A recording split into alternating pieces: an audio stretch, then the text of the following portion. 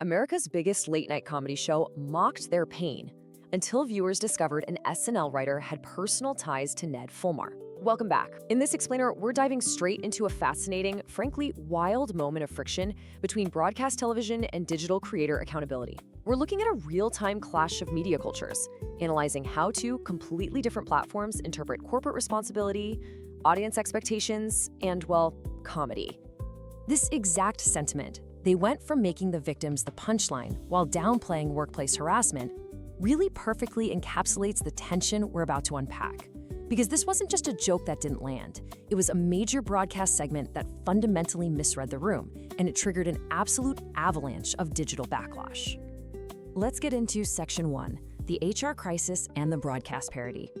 Right off the bat, we have to remember the Try Guys aren't just, some YouTubers making videos in a spare bedroom.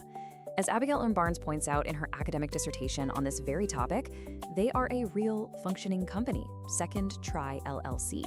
So when the news broke about founder Ned Fulmer's relationship with an employee, the rest of the team was dealing with a very real workplace violation. We're talking HR compliance issues, legal liabilities, the whole shebang when it comes to brand strategy. And their strategy was incredibly deliberate. On October 3rd, 2022, they released a video simply titled, "What Happened?" Notice the focus here.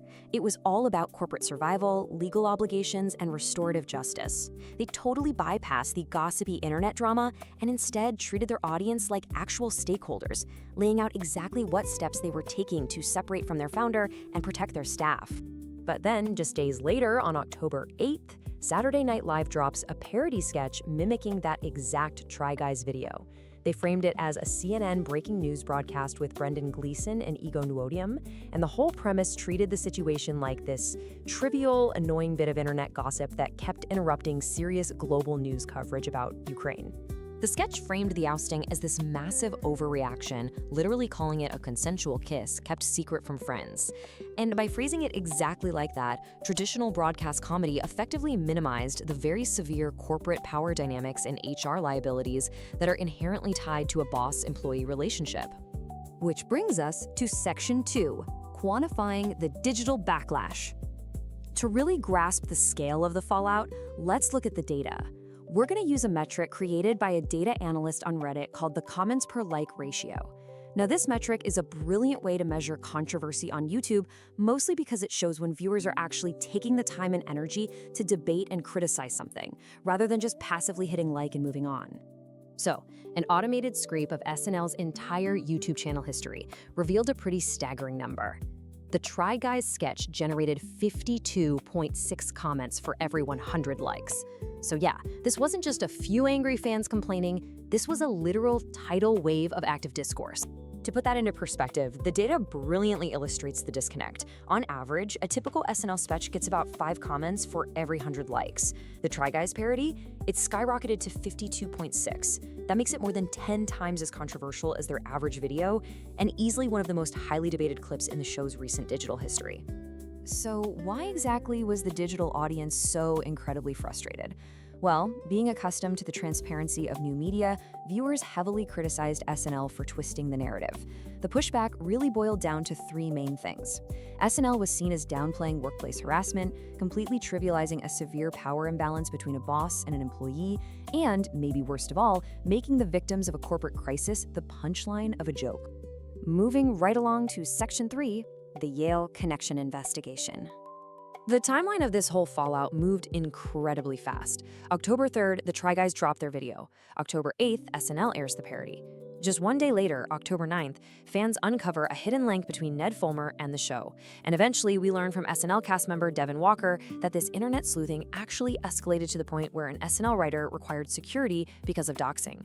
So here is exactly what those internet investigators found.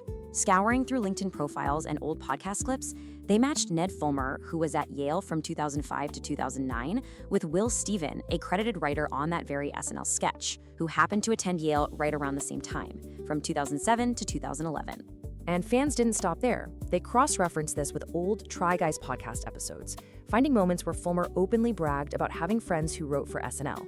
Now, whether or not this collegiate tie actually influenced the script, We don't have concrete proof of that, but honestly, the discovery alone cemented the digital audience's belief that legacy media was just protecting its own, purposefully rewriting the narrative to do a solid for an old friend. This leads into our final part, Section 4, the core media friction. This whole clash maps out a really fundamental divide in how media is perceived. Look at the framing. Legacy media viewed the event through a highly traditional lens, reducing it to a simple cheating scandal, celebrity gossip, and trivialized punchlines. But on the flip side, digital media framed it for exactly what it was, a serious issue of corporate power dynamics, HR obligations, and necessary institutional restructuring. Returning to Abigail M. Barnes' research on this, she knows that the Try Guys successfully pivoted the discourse. They didn't just put out a Notes app apology. They treated their audience as stakeholders in their corporate reality. That is a highly nuanced level of creator-audience communication that legacy satire just completely failed to grasp. SNL essentially tried to cram a modern digital business crisis into a 1990s tabloid comedy template, and it just didn't work. It is absolutely vital to note, though, that this culture clash had severe, real-world consequences on both sides.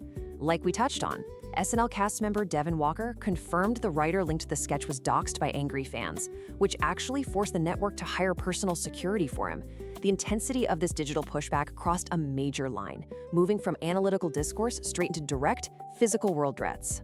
But ultimately, when you look at the strategic outcome, it heavily favored the digital natives. The Try Guys' transparent, HR-focused response was just a brilliant brand strategy.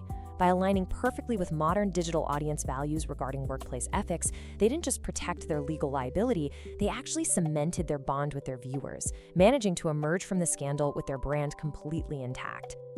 Which brings us to a critical question to consider as we wrap up this explainer. Why exactly do legacy media institutions struggle so much to understand digital creator workplace accountability? The answer really seems to lie in the rapid evolution of the creator economy. When digital creators are operating as complex, multi-million-dollar corporations with real employees and actual HR departments, they can't just be parodied as kids making goofy videos anymore. If legacy media keeps relying on its traditional comedic playbook to tackle these issues, well, it risks becoming the punchline itself, looking completely out of touch with modern power dynamics. It is such a fascinating look at how the internet holds power accountable, and how traditional media is frankly still playing catch-up. Which leaves us with one final thought to chew on. As the creator economy continues to mature, will legacy media ever truly understand the workplace accountability of these digital empires, or are they destined to just keep being the punchline? Subscribe for media culture dossiers, and I'll see you in the next explainer.